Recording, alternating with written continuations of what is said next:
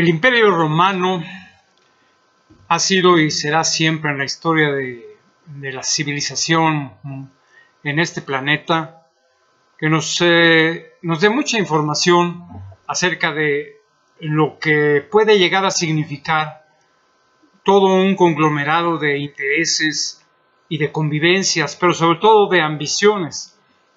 El Imperio Romano, de él se ha hablado mucho y en muchas ocasiones con mucha certeza.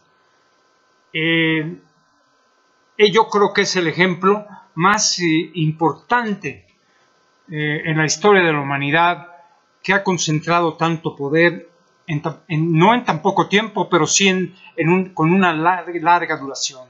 ¿Por qué? Porque surge, o se puede considerar que el Imperio Romano se establece o empieza ese esfuerzo de integrarse desde el año 27 a.C. y hasta el 476 después de Cristo.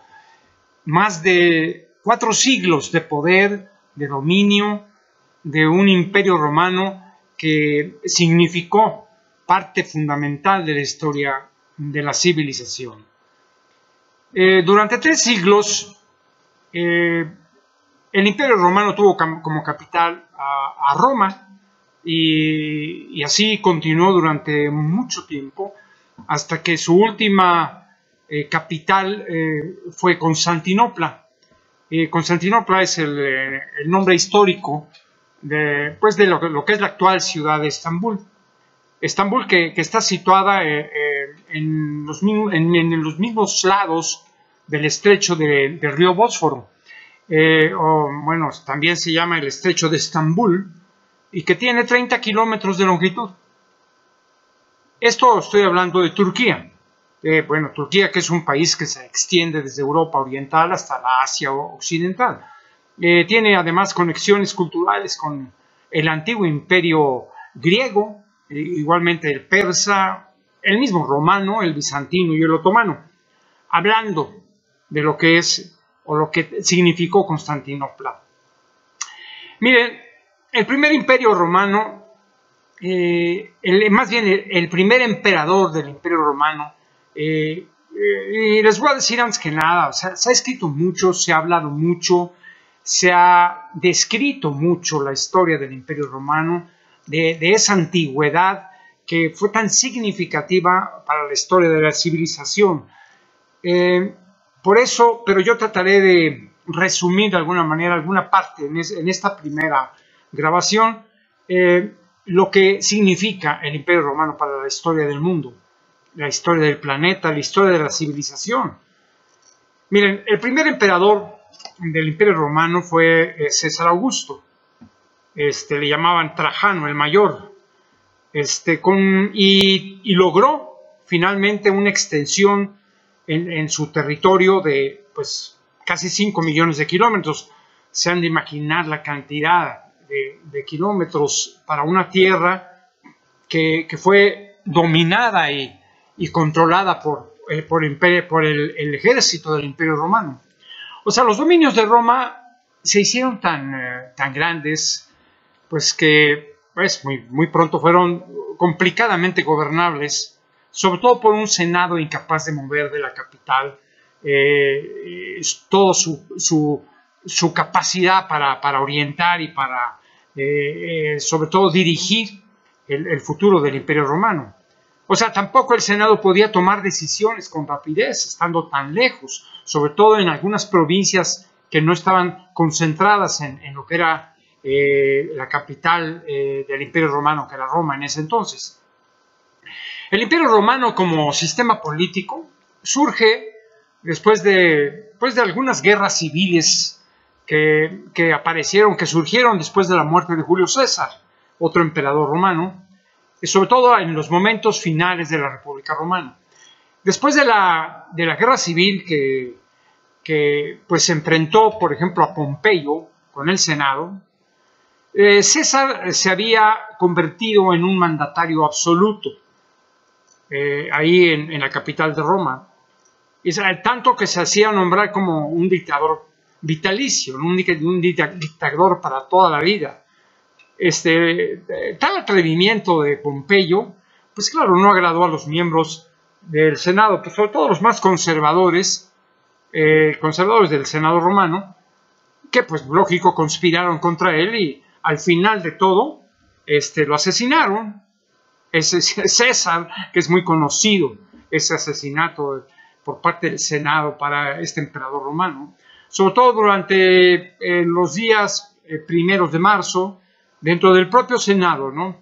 Esto que suponía, esto que presentaba con el asesinato del emperador romano, pues que dentro del propio Senado se suponía el restablecimiento de la República, ¿no? Claro que el regreso a esto pues fue muy corto y nada productivo, ¿no? El precedente de este hecho que les comento pues no pasó sin ser contemplado por un joven hijo que tenía César, era adoptivo por cierto, no era su hijo natural, que se llamaba Octavio.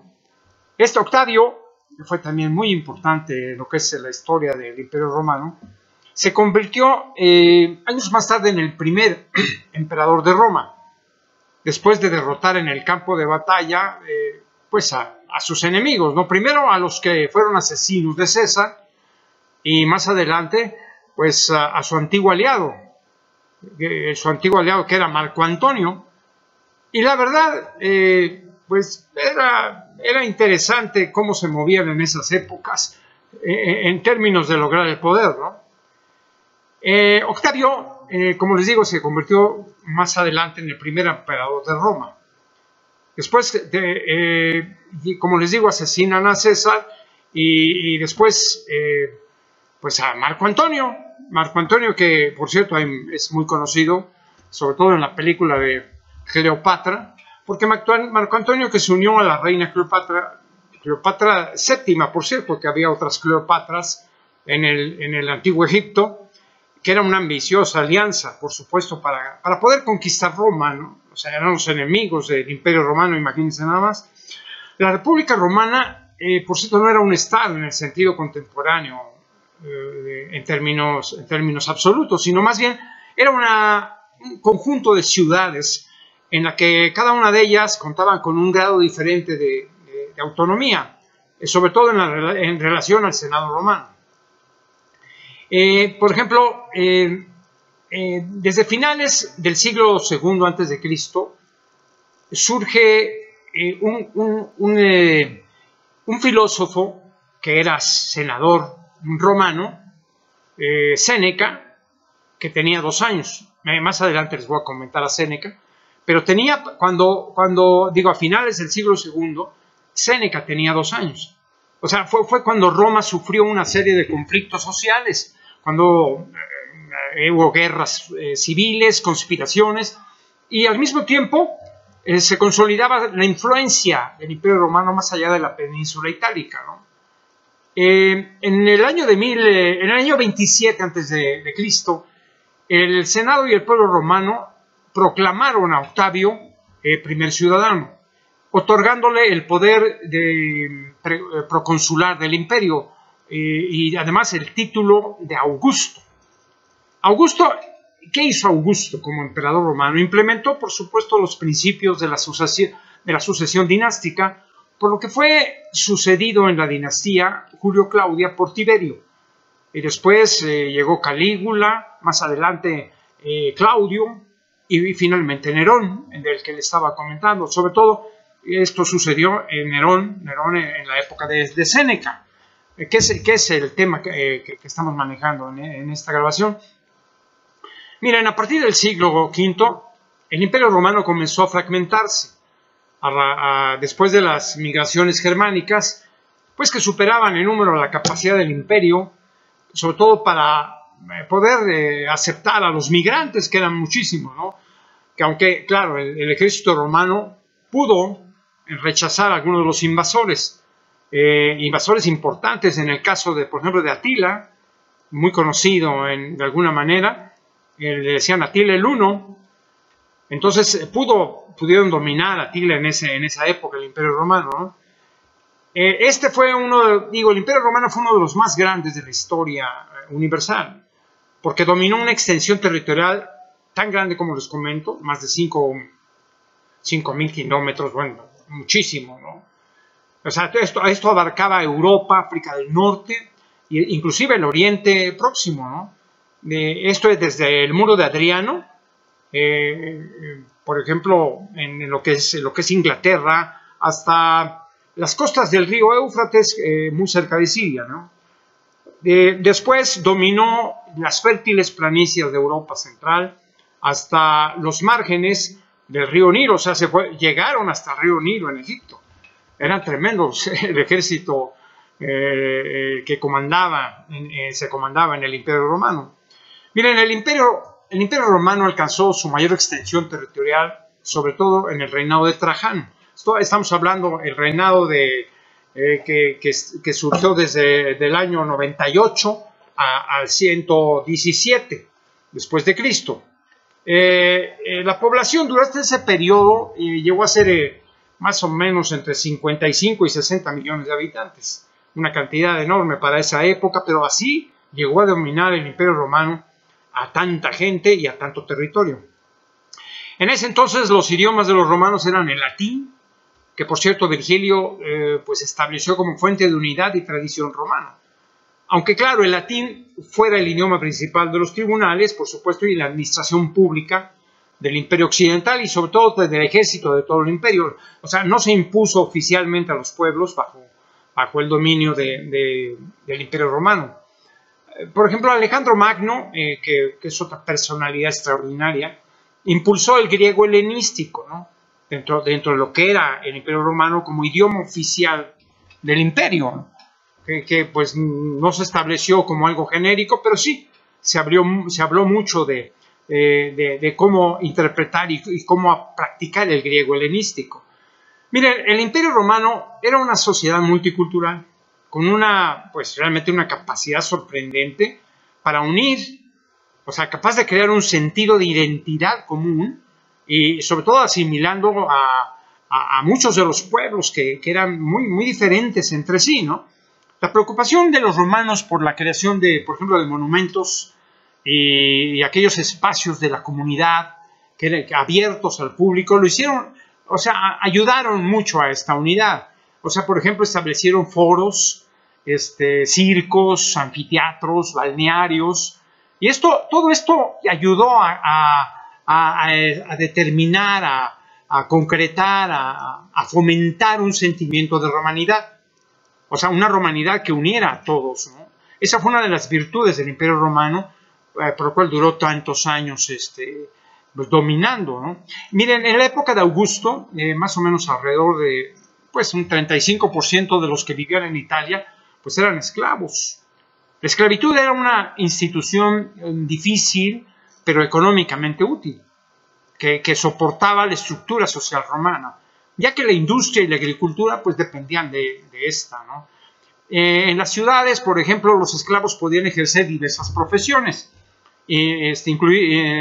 inclusive eran maestros o cocineros, contadores, médicos, o sea, eran esclavos, pero podían tener esa facilidad de desarrollar alguna profesión especial.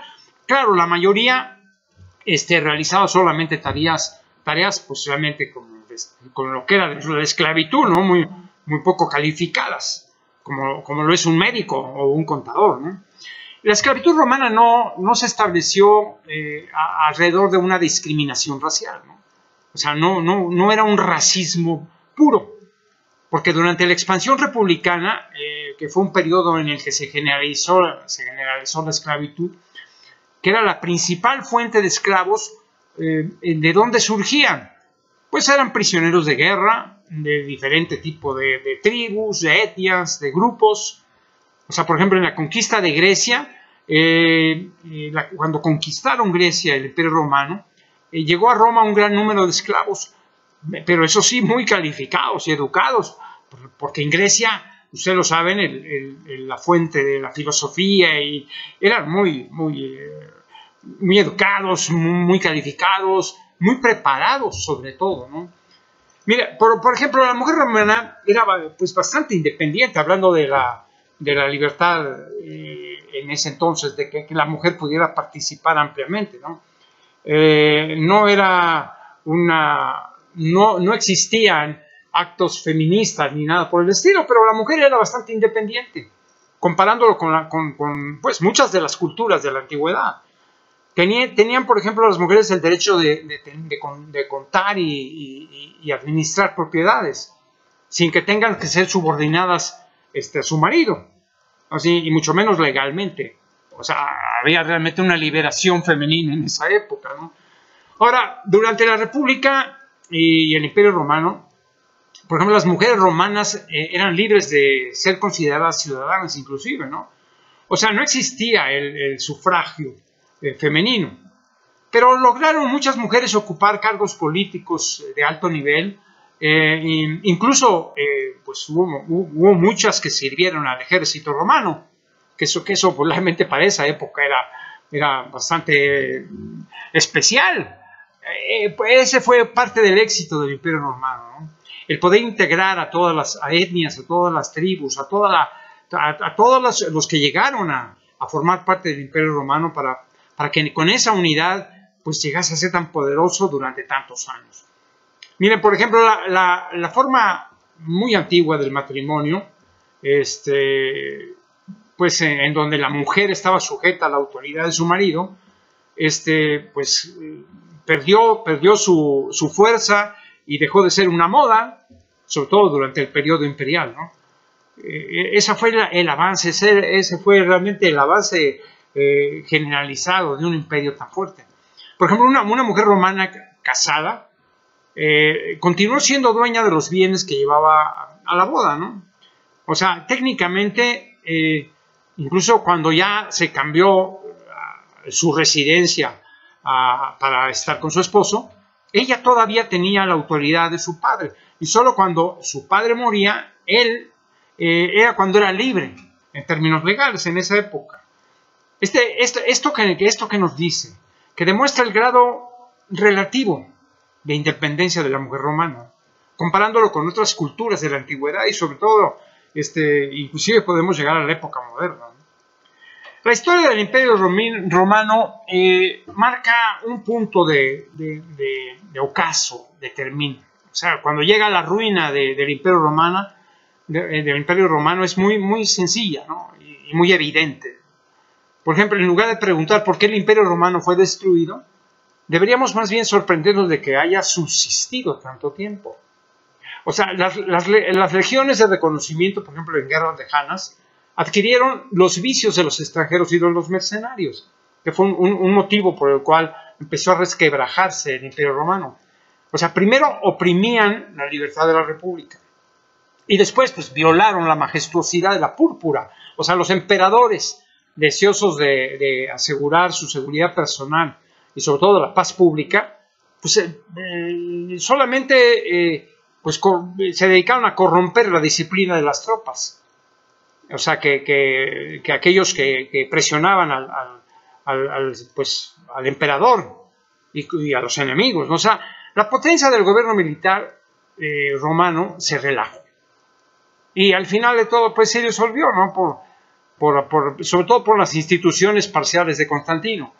El mundo romano se vio abrumado, sobre todo en esa época, por una avalancha de bárbaros.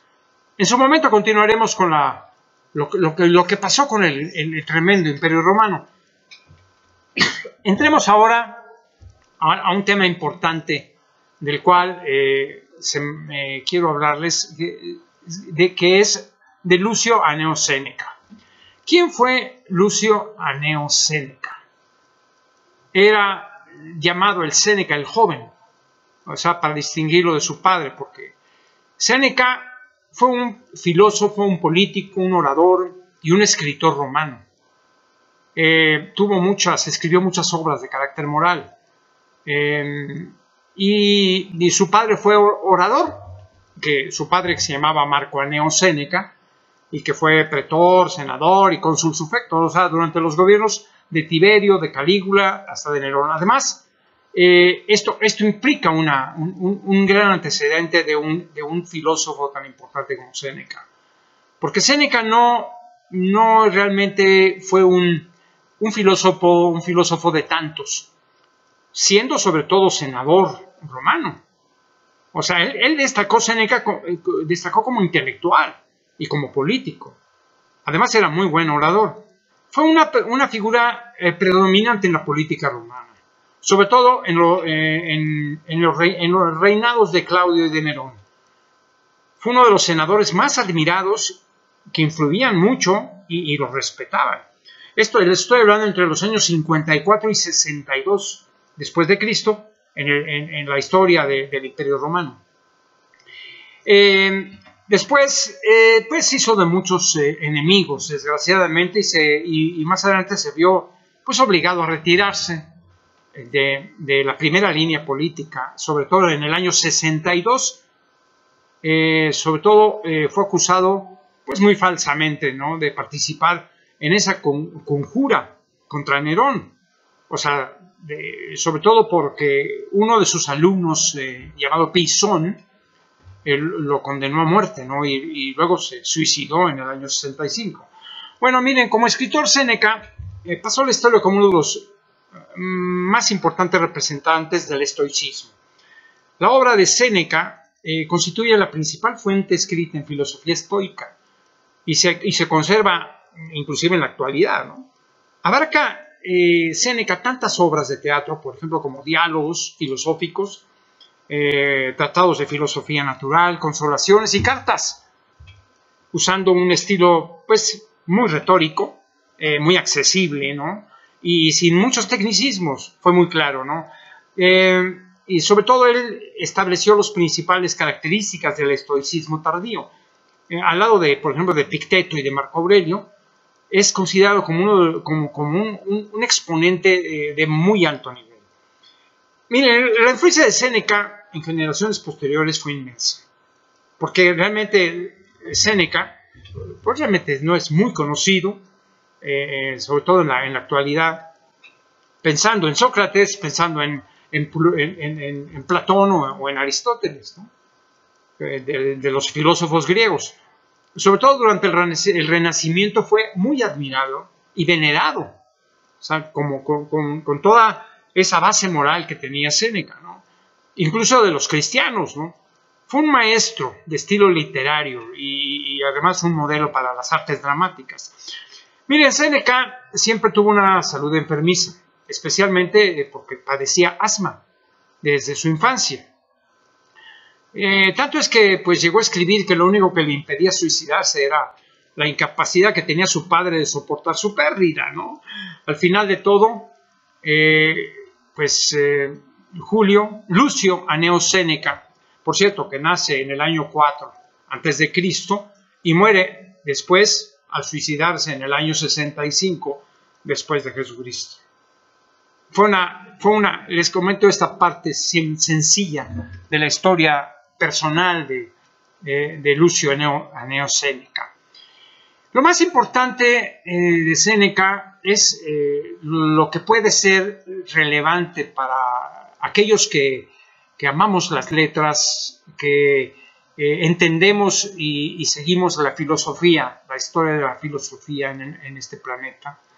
Es que Séneca fue un filósofo tan profundo, tan interesante, pero tan práctico, tan accesible a la gente. Voy a comentarles brevemente aquellas palabras, aquellos pensamientos, algunos de los pensamientos básicos de su filosofía.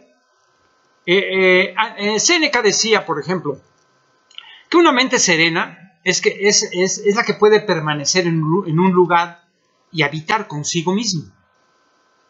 O sea, por ejemplo, también aquella persona que lee siempre autores aprobados, por ejemplo, y si alguna vez desean distraerse con otras lecturas, que no dejen de volver a esos primeros autores que son reconocidos, que son aprobados, porque entonces van a encontrar sabiduría simple e importante.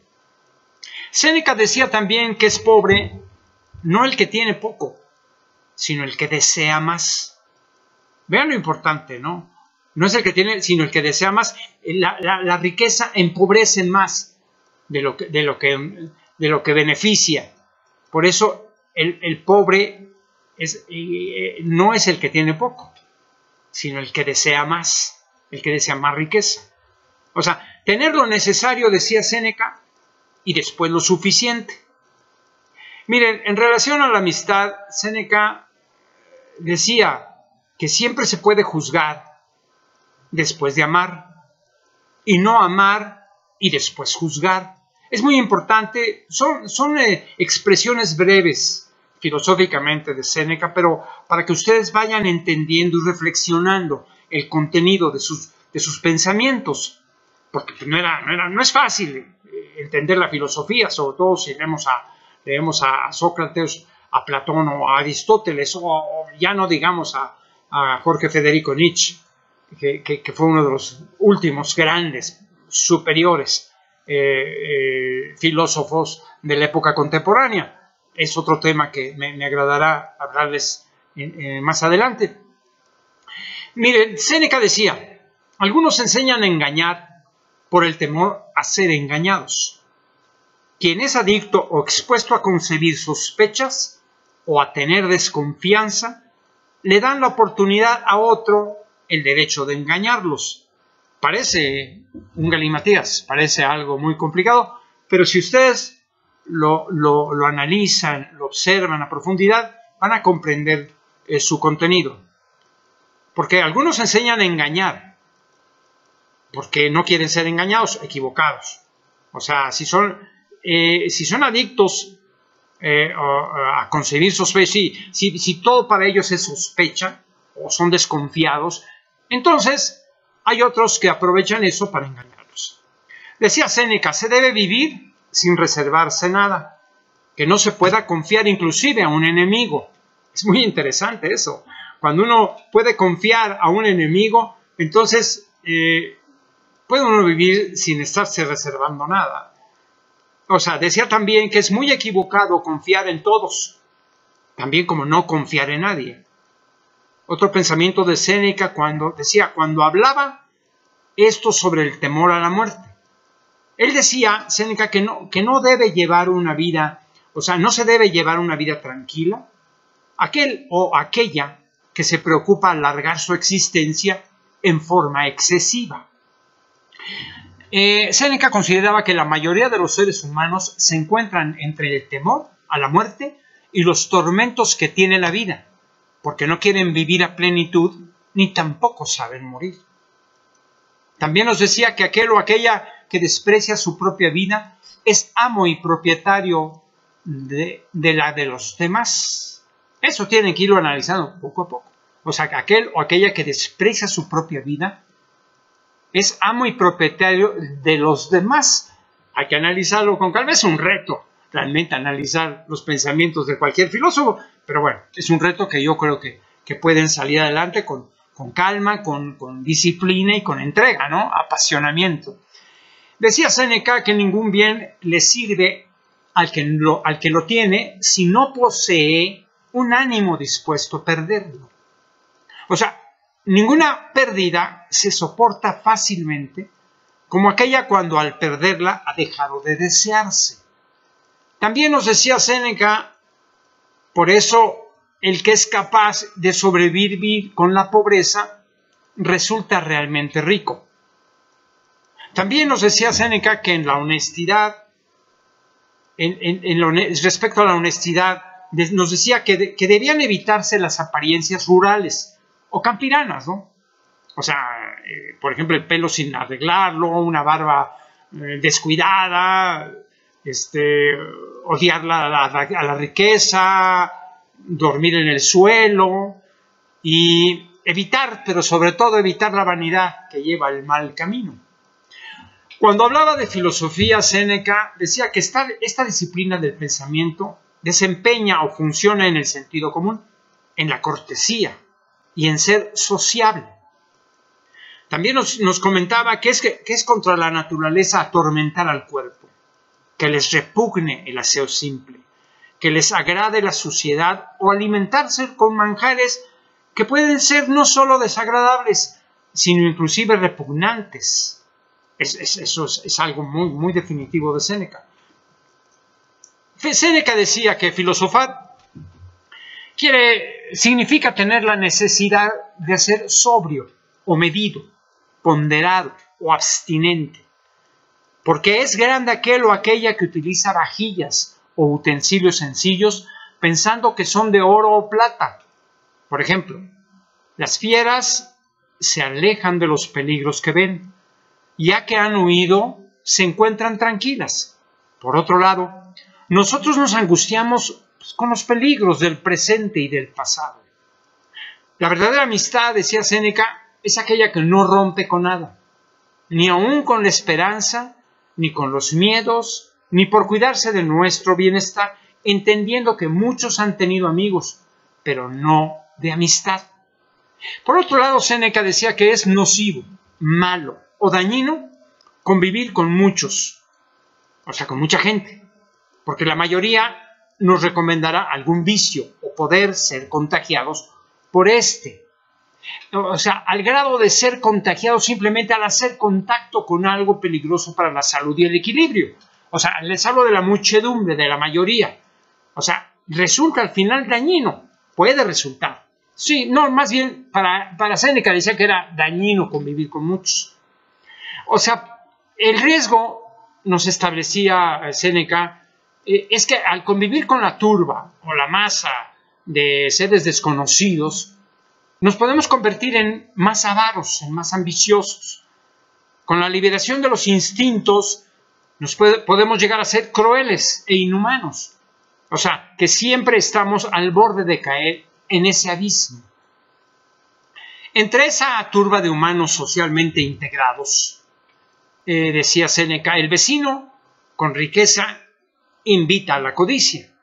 El compañero siniestro o desalmado puede manchar al más sencillo e inocente de los humanos con su óxido, con sus hongos, con sus bacterias de actitud. ¿He comprendido?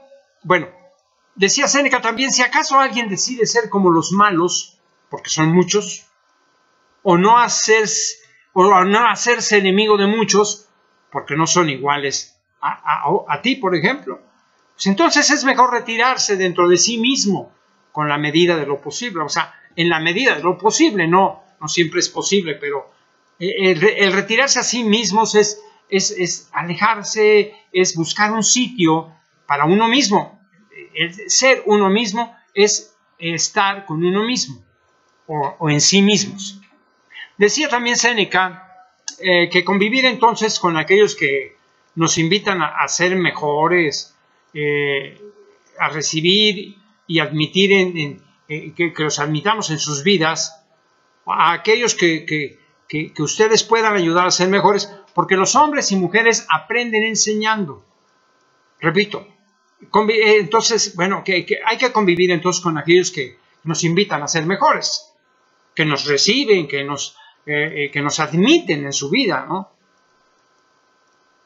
Aquellos que podemos ayudar a ser mejores, porque todos los hombres y mujeres, todos los seres humanos, aprendemos enseñando. Cuando alguien llega a ser sabio por los conocimientos y cultura que se adquieren, ¿qué deben hacer? Deben apartarse de los demás en la medida de lo posible. Y también de las cosas, por supuesto, sobre todo aquellas en las cuales han dependido. Entonces, se debe trabajar para la posteridad y escribir lo que se piensa y a las conclusiones a las cuales se han llegado. Para esto es necesaria una vida sana, saludable, equilibrada, que los alimentos calmen el hambre, la bebida sacie la sed, decía Séneca, que el vestido cubra el frío, del frío, ¿no? Y que una casa, que es nuestra casa, que nos defienda contra todo aquello que pueda dañar el cuerpo. Los que parecen no hacer nada, decía Séneca, son los que más hacen, porque se ocupan al mismo tiempo en lo glorioso, lo eterno, así como lo espiritual. Cuando alguien les critica porque no tienes amigos, cuando es necesario saber que el sabio debe estar consigo mismo, debe estar satisfecho consigo mismo, por lo que en ese momento no se necesita realmente amigos. Y para ello es necesario tener el ánimo levantado sobre cualquier sufrimiento. O sea, para el sabio, por ejemplo, vence cualquier incomodidad, aunque la advierta cuando la perciba, porque es capaz de no sentir y comprender el de los demás. El sabio se encuentra contento consigo mismo, a pesar de sentir suficiencia y seguridad en él. Siempre el sabio se encuentra dispuesto a tener un amigo, a tener un compañero, un cómplice de vida. No por ser sabio, no puede tener una compañía a su lado. Miren, cuando el sabio se encuentra satisfecho consigo mismo, no es porque pretenda o aspire a estar sin un amigo, sino porque puede estarlo sin éste. Si ustedes quieren ser amados, amen. Den un gran placer, no solo por el uso de una amistad antigua y segura, sino de igual forma el inicio y la adquisición de una nueva. Miren, es más agradable hacerse de un amigo que tenerlo ya. Algo parecido, por ejemplo, a un artista, a quien es más grato encontrarse pintando que el haberlo hecho ya. En la amistad, decía Séneca, que aquel que comenzó a ser tu amigo porque le convenía, debe dejar de serlo porque así te conviene a ti. El sabio necesita de las manos, de los ojos y de las muchas cosas que son necesarias para el uso diario.